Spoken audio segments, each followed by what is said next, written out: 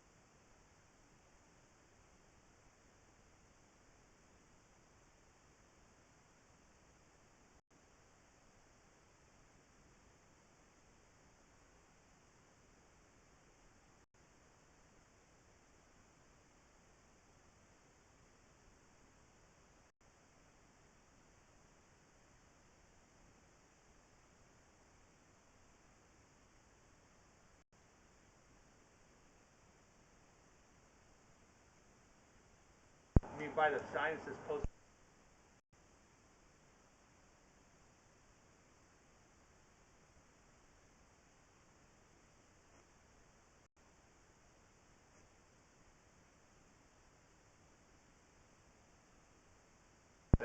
All right, so this first turn here, we're turning to start going up the road right now. There's certainly no Y connection coming in from the rearmost house.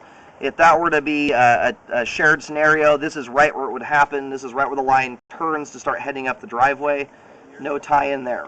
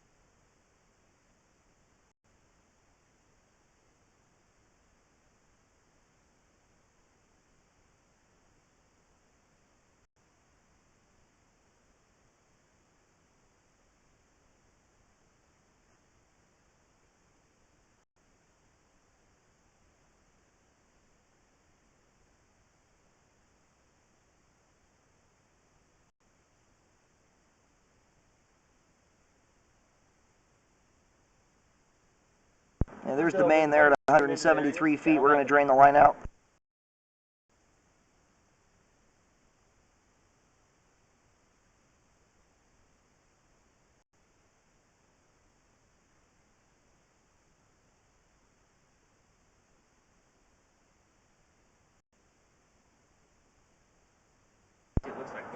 All right, line's fully drained, or just about totally drained out. We're going to go ahead and start pulling back in here.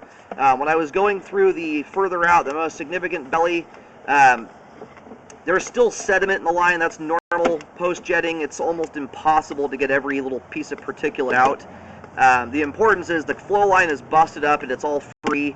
There's no gunk stuck to it any longer. And as my camera goes through that area, I don't feel any obvious spots as I go through there that are creating friction. Generally, if you have a pipe joint that's torqued in a manner where it's split open to the ground, you're going to feel it with the camera. You're going to feel the camera head catch an edge.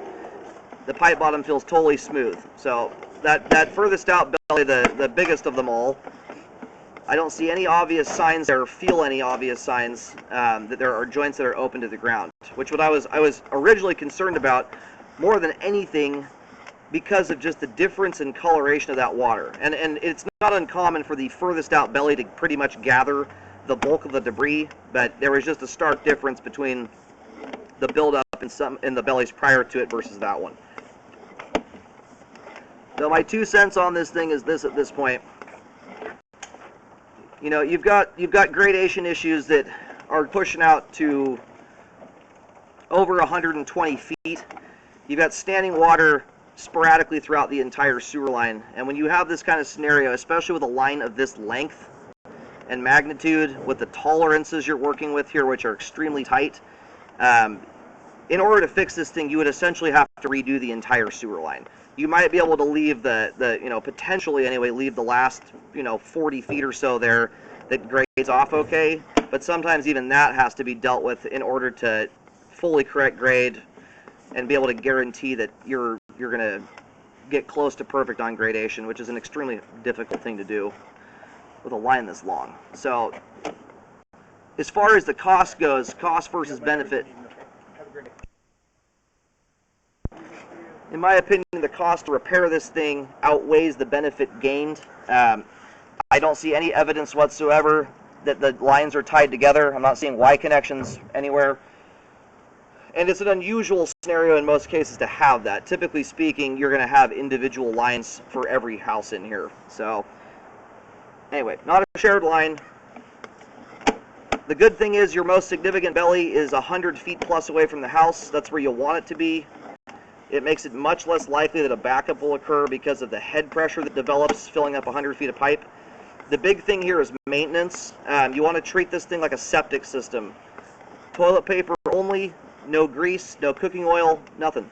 The only repair option that to me makes any sense here, if you were to go for it, and you'd have to run it past the city to see if they would even allow for it, would be to install an ejector system, a whole home ejector. And I've seen it done where they can basically, you have to get out there around 15 feet where the line turns and punch a hole into the ground there so that you have an area where you can connect pipe joints together. There's a little dimple in the sidewall there, the pipe's intact, nothing's going on there.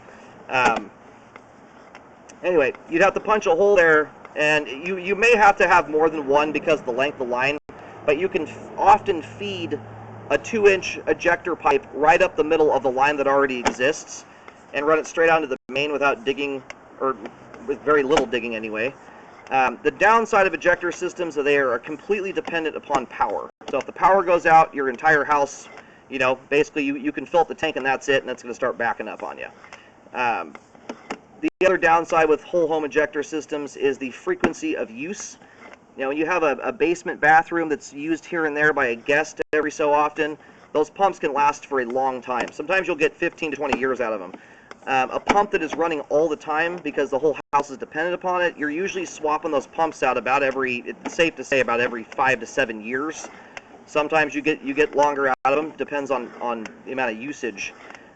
So there are pluses and minuses with going that route. When the pump operates, when there's no power issues or anything, they function beautifully, and there's almost no chance they can even block because they have a grinder in them that blends everything into a slurry. But there are downsides to that as well. So, you know, to me, I think what makes most sense here in a realistic fashion is periodic hydrojetting. Now that the line is clean and cleared out, what I would recommend doing is a rescope at the 1 year mark. Every household lives different from one another. You got to be able to see or get a baseline for how the pipe is handling your living habits. And from there you can kind of come up with a regiment for, you know, the frequency, how often you need to be doing cleaning on this thing to keep buildup down. But the biggest thing to do here is all living habits. Keep it to toilet paper only, no flushable wipes, no wipes in general, no paper towels, nothing.